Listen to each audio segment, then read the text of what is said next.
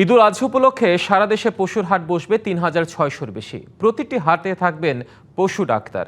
এবছর সীমান্ত এলাকায় কোনো হাটের অনুমতি দেয়া হবে না, তাই খামারিরা ক্ষতিগ্রস্ত হবেন না, জানালেন মৎস্য ও প্রাণী সম্পদ মন্ত্রী আমিনুর রশিদ। জানান, এবার পশুর চাহিদা ১ কোটির বেশি, যা দেশের খামারগুলোই সরবরাহ করবে।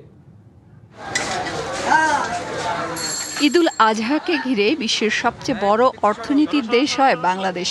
পাকিস্তান, তুরস্ক, ইন্দোনেশিয়া, সৌদি আরব, মিশর সহ বিশ্বের মুসলিম অধ্যুষিত দেশগুলোতেই ঈদুল আজহায় যে পরিমাণ পশু কোরবানি হয় সেই সংখ্যা ছাড়িয়ে যায় বাংলাদেশে। প্রতি বছরই বাংলাদেশে বাড়ছে পশু কোরবানির সংখ্যা।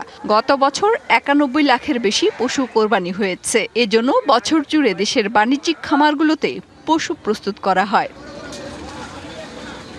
রবিবার সচিবালয়ে মৎস্য ও প্রাণী সম্পদ মন্ত্রী জানিয়েছেন, এবার পশুর চাহিদা ১ কোটির বেশি, যা দেশের খামার থেকেই পাওয়া যাবে।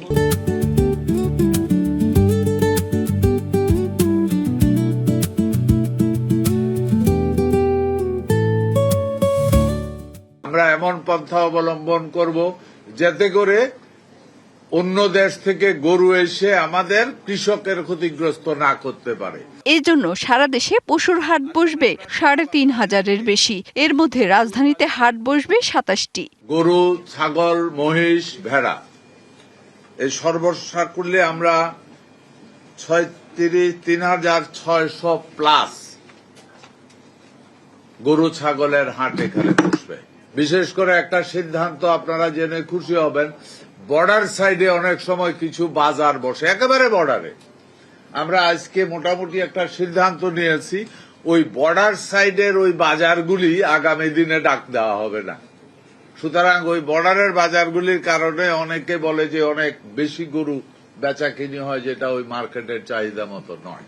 এবার অনলাইনে পশু কেনা বেচায় কোনো হাসিল দিতে হবে না বলেও জানান মন্ত্রী। আমাদের এখানে সিদ্ধান্ত হয়েছে, অনলাইনে যে সমস্ত গরু, ছাগল, ভেড়া বা মহিষ যা কিছুই বেচা কিনি হোক, ওইটার জন্য কোনো খাজনা বা হাসিল করতে হবে না।